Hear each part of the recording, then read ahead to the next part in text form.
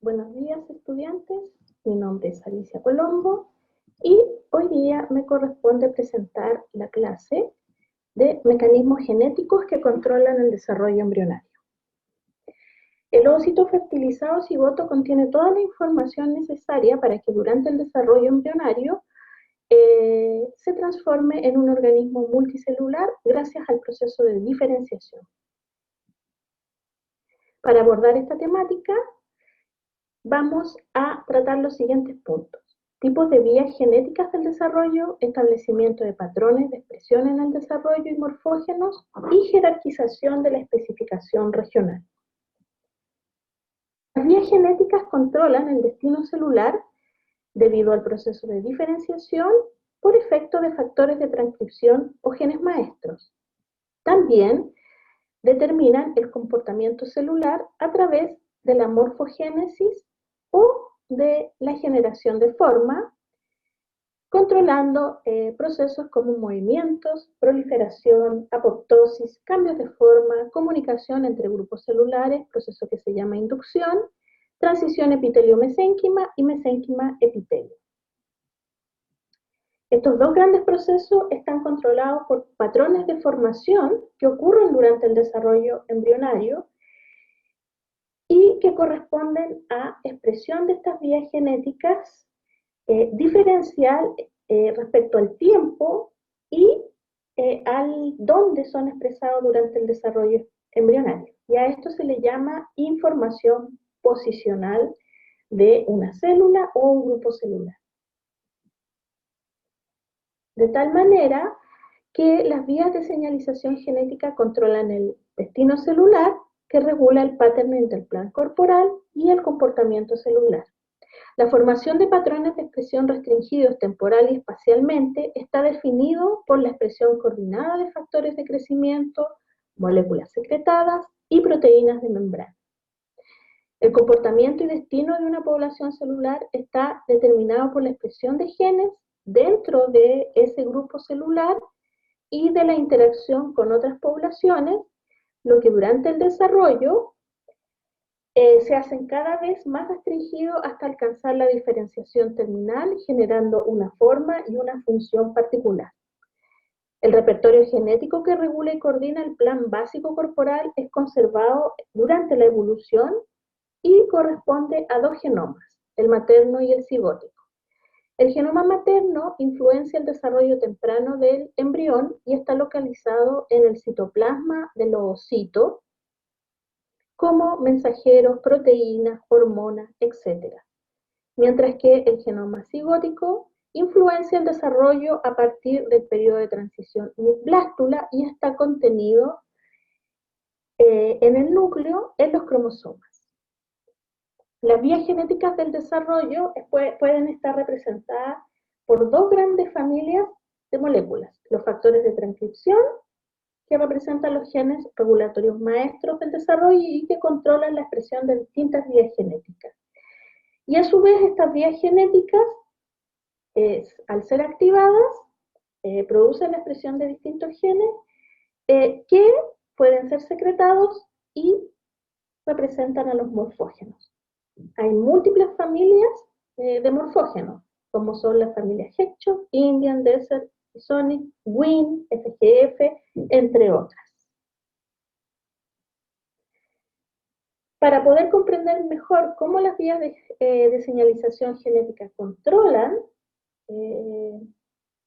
el desarrollo embrionario, vamos a dar un ejemplo de una vía genética que se llama Win y que tiene dos vertientes: Win canónica y Win no canónica. La Win canónica controla destino celular, mientras que la no canónica controla comportamiento. Ambas vías tienen un ligando que se denomina Wnt, que se une al receptor en membrana, que se denomina freezer, y esto gatilla una transducción de señales intracelular, que en el caso de Wnt canónica genera cambios de expresión al nivel del núcleo, mientras que en la no canónica genera cambios en el citoesqueleto debido a activación de GTPasas pequeñas como Rho y RAC. Para comprender mejor el efecto materno y cigótico, vamos a dar un ejemplo en Drosophila. La distribución de determinantes citoplasmáticos maternos dentro del embrión regula la expresión de genes que influencian el destino y el comportamiento celular. En este caso, ustedes pueden observar que hay una distribución diferencial de estos determinantes citoplasmáticos representados por puntitos rojos y azules en un embrión de mosca. Esta distribución diferencial genera un gradiente que tiene un efecto materno que determina el eje antero-posterior del embrión. Esto genera diferentes grupos a lo largo del eje antero-posterior del embrión de mosca, determinando un grupo de células anterior, uno posterior y uno terminal. Un ejemplo de esto es el gen bicoid, que establece polaridad en el embrión de mosca. En la fotografía se observa una larva de mosca, en la cual se expresa en forma anterior, visualizado por una hibridación in situ, este gen bicoid. La expresión de este gen bicoid en esta región determina la región anterior de esta larva de mosca. Posteriormente en el desarrollo, una vez que ya se estableció el eje antero-posterior y estos distintos grupos celulares, en ese eje se empiezan a expresar los genes de segmentación y polaridad como los HAP genes, payroll, segmentan polarity y los genes homeóticos. Y como observan en la figura, estos genes van generando la formación de grupos celulares cada vez más restringidos a lo largo del desarrollo, ¿sí? Generando segmentos. Los genes homeóticos le dan identidad a estos segmentos a lo largo del eje antero-posterior y a partir de ellos se van a generar estructuras particulares. Los genes homeóticos son factores de transcripción que contienen una región homodominio HLH y determinan el destino celular en un determinado segmento. En la figura ustedes pueden observar en código de colores, ¿sí?, diferentes segmentos en el eje antero-posterior de una mosca. Esto mismo se representa en el cromosoma 3, donde se ubican los clústeres de estos genes homeobox, encontrándose dos clústeres, el clúster antenapedia y el clúster bitórax. Ambos clústeres van a regular la generación de distintas estructuras dentro de segmentos más anteriores o más posteriores. Para que se pueda comprender mejor esto, les voy a dar el siguiente ejemplo de cómo los genes Hox controlan el patterning del plan corporal en mosca. En la figura de la izquierda, ustedes pueden ver distintas estructuras de una mosca normal: alas, tórax, abdomen, patas, cabezas con su antena. Mientras que en la figura de la izquierda se observa un mutante antenapedia que en su cabeza, en vez de antena, tiene patas. Y esto ocurre porque en la cabeza se sobreexpresó en forma ectópica un gen Hox del clúster bitórax. Este gen normalmente se expresa en la región del tórax, no en cabeza, ¿ya? Y por ello se generan patas en vez de antenas. Esto se observa muy claramente en la figura de abajo, que es una microfotografía de barrido de una cabeza de una mosca, donde en A se observan las antenas en la cabeza de la mosca, mientras que en B se observan patas en lugar de antenas. Este tipo de mutante se llama mutante homeótico. Entonces, los genes Hox son muy conservados durante la evolución y estos clústeres de genes regulan el patterning del plan corporal en el eje antero-posterior. Eso quiere decir que definen segmentos, la identidad de segmentos en este eje, que posteriormente cada uno de estos segmentos grupos celulares va a dar origen a estructuras particulares a lo largo de este eje. En la figura pueden observar que estos genes son muy conservados. Lo encontramos en Drosophila, los clústeres, en Urbilateria y en humanos. Y tanto en mosca como en humanos van a darle identidad a estos segmentos a lo largo del eje antero-posterior. Ya vimos cómo el genoma materno y cigótico controla el patterning corporal, ¿sí? Y ahora vamos a explicar un poco cómo las vías genéticas, como WIN, controlan el destino, ¿cierto? Ya sabemos que la vía canónica lo que hace es inducir a nivel de núcleo expresión de genes, ¿ya? Y vamos a ver un ejemplo que nos permita comprender cómo esta vía controla el destino. Podemos observar dos larvas sin inyectar, de Xenopus o rana, normales, y abajo se observa una larva que tiene dos ejes, ¿cierto? En realidad son dos, a las cuales en forma temprana se le inyectó un constructo que posteriormente sobreexpresa el gen Win8. Esta sobreexpresión de Win8 genera la formación de un doble eje. Quiere decir que ya no hay un solo grupo de células que van a tomar un destino para formar estructuras de cabeza, sino que ahora hay dos grupos, ¿sí? Ya que se generaron dos ejes y por lo tanto dos cabezas. La vía no canónica, por su parte, controla el comportamiento a través de los cambios de citoesqueleto, ¿ya? Y por lo tanto afecta la morfogénesis. En la imagen podemos ver arriba una larva de Xenopus sin inyectar, que es normal, con su eje anteroposterior totalmente extendido. Por lo tanto, los movimientos morfogenéticos que dan esta forma alargada ocurrieron en forma normal. Sin embargo, abajo observamos dos embriones en que esta extensión en el eje anteroposterior no ocurrió normalmente. Y esto se debe a que en estadios tempranos se inyectó un constructo de un dominante negativo de Win11 que luego se expresa, y este dominante negativo no es normal, ¿ya? Y se expresa en forma mucho mayor que el Win11 endógeno, generando que no funcione normalmente la proteína y que los movimientos no ocurran normalmente.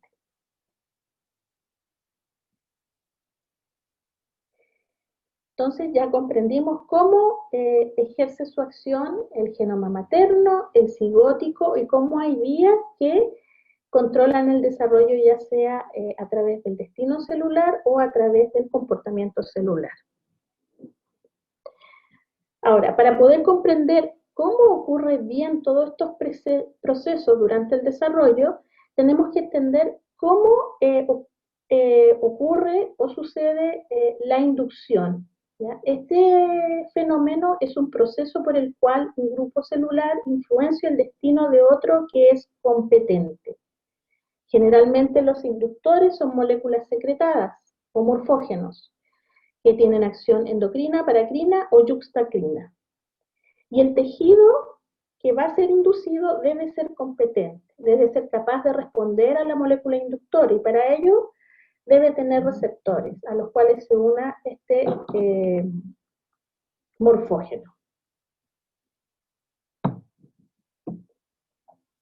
Para que puedan comprender mejor la acción de los morfógenos, en la siguiente diapositiva muestro un grupo de células indiferenciadas que en un momento dado del desarrollo empieza a secretar una proteína X.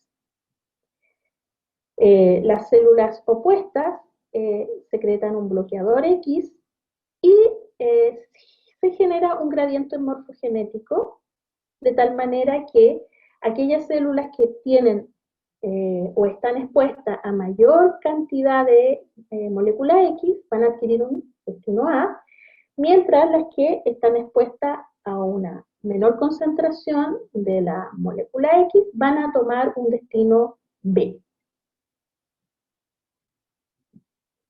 En esta diapositiva ustedes pueden observar ese gradiente en este gráfico, ¿sí? Hay distintas poblaciones celulares que han adquirido una identidad particular dependiendo de qué concentración y qué distancia están de la fuente que genera el morfógeno. Las células que adquirieron el destino en código de color rosado secretan este morfógeno, están expuestas a mayor concentración, adquiriendo este destino. Las vecinas están expuestas a menor concentración, adquiriendo otro destino en color naranja. Las que son azul púrpura están expuestas a concentraciones intermedias del morfógeno, adquiriendo otro destino, mientras que las verdes casi no están expuestas a este morfógeno y adquieren este destino en código de color verde. Esto claramente indica que hay una gradiente de exposición al morfógeno, ¿sí? Y eso va generando los diferentes destinos a lo largo de estas poblaciones celulares. ¿Sí? A eso, entonces, uno puede entender con esto que estos gradientes le van dando una información posicional, ¿sí? A cada grupo celular depende de dónde esté, de la concentración a la que sea expuesta, ¿ya? Pero no depende solo de esto, también depende del tiempo al cual está expuesta esta población celular a ese morfógeno. Ustedes en el esquema izquierdo pueden ver cómo el gradiente de morfógeno va avanzando en distintos tiempos y dependiendo de el tiempo en que esté expuesto un grupo celular va a ir adquiriendo diferentes destinos, ¿sí? No solamente depende de la concentración. Y esto se grafica muy bien en el esquema de la derecha, donde se ve en un tiempo cero que hay muy pocos receptores en esa célula, por lo tanto no pueden ser afectados por el morfógeno, ¿sí? Mientras que al pasar una hora empiezan a expresarse receptores, el morfógeno puede unirse y puede activar un gen A, determinando que ese grupo celular tome o adquiera un destino A, ¿ya? Al pasar 2 horas hay más expresión de receptores, más unión de morfógeno y ese grupo de células empieza a expresar el gen B y toma un destino B, ¿ya? Entonces, no es solamente dependiendo de la concentración, sino también del tiempo. Ya comprendiendo cómo los morfógenos actúan durante el desarrollo embrionario, podemos conversar de lo que es jerarquía de la especificación regional y para ello utilizaremos el desarrollo del sistema nervioso como ejemplo. Durante el desarrollo embrionario, el cigoto especifica las tres eh, placas, que son ectodermo, mesodermo y endodermo, ¿sí? A partir del ectodermo surge la epidermis y el neuroepitelio. Y desde el neuroepitelio van a surgir los distintos segmentos del sistema nervioso, ¿ya? El cerebro anterior, medio, posterior y espina dorsal. Esto lo pueden visualizar muy bien en la imagen que está a la izquierda, donde se observan las distintas estructuras o segmentos del sistema nervioso a lo largo del eje anteroposterior, ¿ya? Y que está determinado por esta especificación regional por la acción de morfógenos y de moléculas de distintas vías de señalizaciones que van especificando estas regiones. Entonces, durante la neurulación primaria se especifica la placa neural a partir del ectodermo. Y esto ocurre por un proceso de inducción que se denomina neural por defecto. Entonces, para inducir la formación de la placa neural se requiere bloquear las vías genéticas que comandan la formación de la piel, que es BMP. Y para ello hay que inhibir, ¿ya? A BMP, y esto se hace porque una región denominada nodo, cercana al ectodermo, empieza a secretar inhibidores o bloqueadores de BMP, como noguina, cordina y folistatina. Esto genera un descenso en esa región de BMP que especifica la placa neural. Mientras que en epidermis, BMP sigue en concentraciones altas y en los bordes se encuentra en concentraciones moderadas gracias a la acción de Wnt y FGF, ¿ya? Generando estos bordes de la placa neural. Se especificó la placa neural y ahora tiene que generarse el eje anteroposterior. ¿Cómo ocurre esto? ¿Sí? En una región determinada de esta placa se empieza a producir Wnt, FGF y ácido retinoico. ¿sí? Y genera un gradiente a lo largo de la placa. Este gradiente hace que en las regiones donde haya más concentración de Wnt, se transforma en la región posterior, mientras en que las regiones opuestas van a transformarse en la región anterior.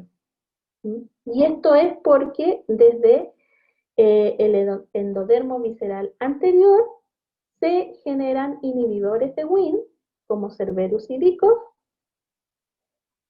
generando un gradiente morfogenético de Wnt, de tal manera que donde hay más Wnt es la región posterior y en la región donde hay menos Wnt es la región anterior de la placa neural.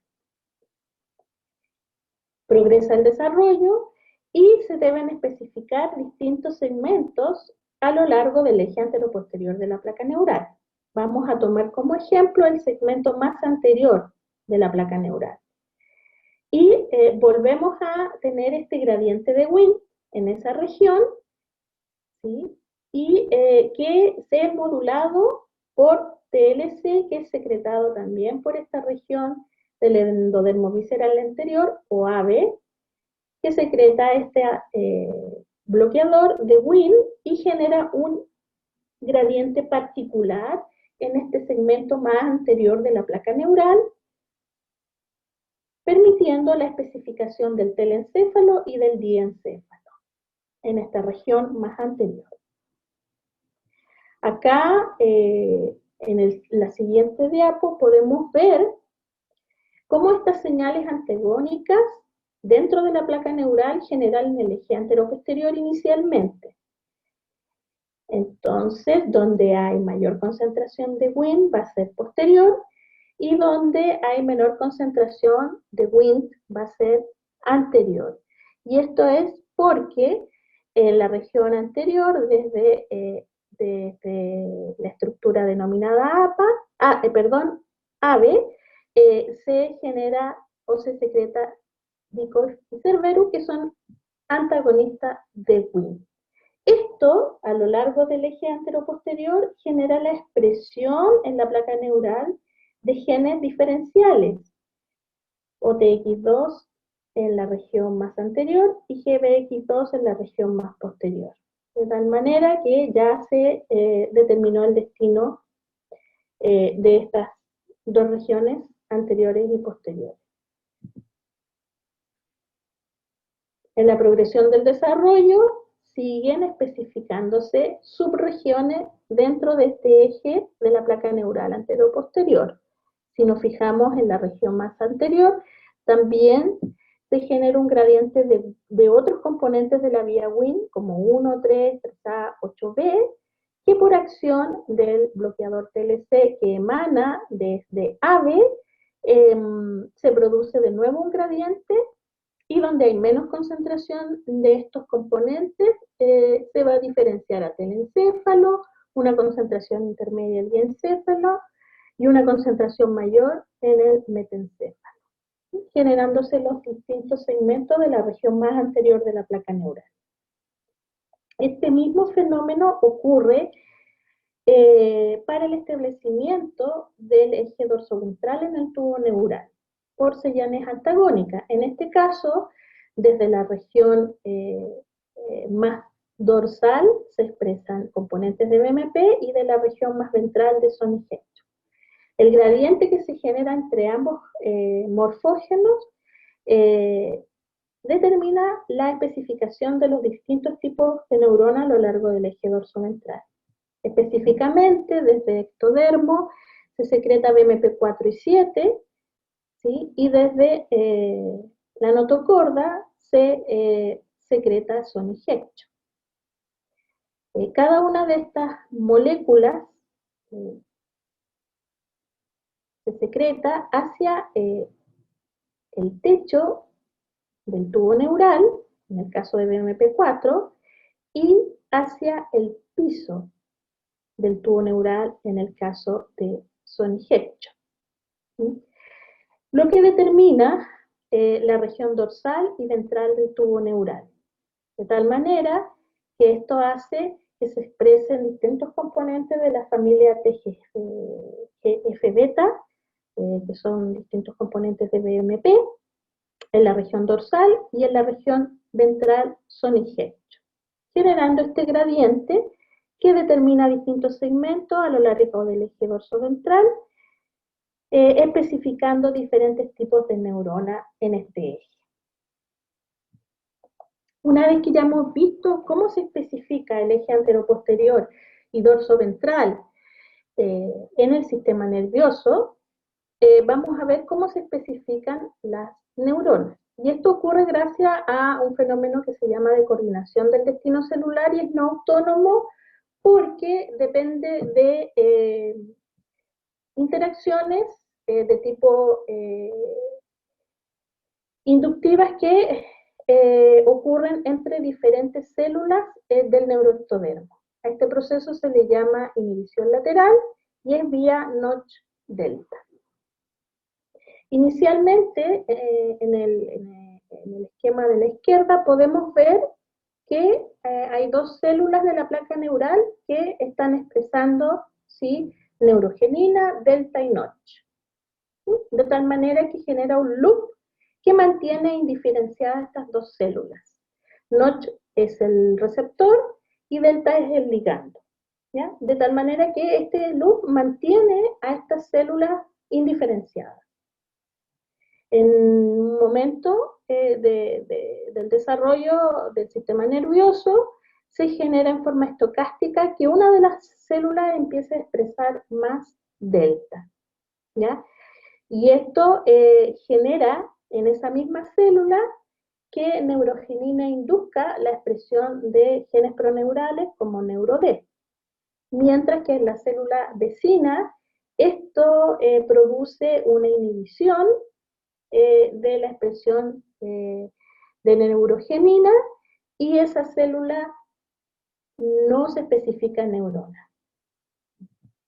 En este otro esquema podemos ver este fenómeno de inhibición natural. Hay un clúster proneural, ¿cierto? Una célula al medio y todas las que las rodean de este color como naranja. Y ocurre esto de que ellas, por este proceso, este loop, se mantienen indiferenciadas. La célula del medio empieza a ejercer este efecto de inhibición lateral al expresar más delta en su membrana, lo que hace que la célula vecina deje de tener este loop y se quede indiferenciada, mientras que la célula que expresa más delta se transforma en esta célula roja, que es una célula o un precursor proneural, y empieza a expresar genes proneurales, ¿ya? Este fenómeno se le llama de inhibición lateral y es gracias a la vía Notch delta. Finalmente, veremos cómo las células de la cresta neural se diferencian, ¿ya? Entonces, esto ocurre a partir del borde de la placa neural, que dijimos que se especificaba gracias a concentraciones medias de BMP. Entonces, este borde se especifica, en la imagen ustedes lo pueden ver en verde, ¿sí? Y empieza a ocurrir la neurulación o la generación del tubo neural, y estas células después de esa región dorsal del tubo neural migran hacia las diferentes regiones de nuestro organismo y generan, por ejemplo, todas las estructuras cranofaciales. ¿Cómo se diferencian y se especifican estas células de la cresta neural? Es gracias a la acción de procesos inductivos, ¿sí? Estos procesos inductivos son por grupos de células vecinos, por ejemplo, el ectodermo no neural secreta Wnt y el mesodermo paraxial secreta Wnt y FGF, que hacen que se especifique este borde neural porque inducen de alguna manera que BMP queda en concentraciones intermedias y que las células adquieran este destino de células de la cresta neural. A su vez, estas células de la cresta neural, o precursores de la célula de la cresta neural, inducen la expresión de Notch delta, que inhibe las concentraciones de BMP haciéndolas intermedias y permitiendo que se especifique esta región y la célula de la cresta neural.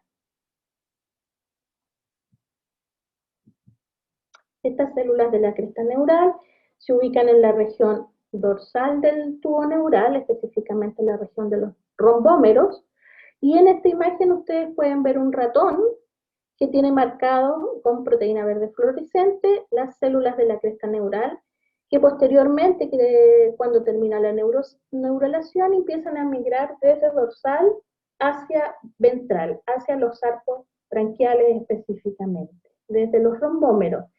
Lo hacen en una forma estereotipada, adquieren un fenotipo que es de mesénquima y lo pueden observar en la figura de abajo por todas las protrusiones que tiene que le permiten ir censando el medio y migrando para poblar los arcos branquiales. Y esto lo hacen de forma estereotipada porque migran desde determinados rombómeros hacia determinados arcos faringios. ¿Y esto por qué ocurre así? ¿Ya? Y lo pueden ver con los códigos de colores, porque en los arcos faringios se expresan genes HOX de una manera estereotipada. Hay un patrón de expresión a lo largo de los arcos branquiales de HOX 1, 2, 3 y 4, que es diferencial. Y esto genera un código, ¿ya?, que determina que las células de rombómero 1 y 2, por ejemplo, migren solo al arco faringio 1, que va a dar origen a estructuras del maxilar y de la mandíbula.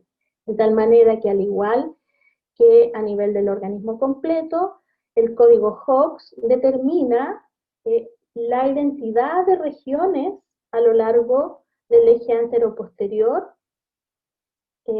de los arcos branquiales en la cabeza, emulando un poco lo que pasa a nivel del organismo, que determina la identidad de segmentos a lo largo del eje anteroposterior, generando estructuras particulares que van a derivar de estos segmentos. Lo mismo ocurre en la cabeza, en los arcos faríngeos. Con esto terminamos. Muchas gracias y que estén muy bien.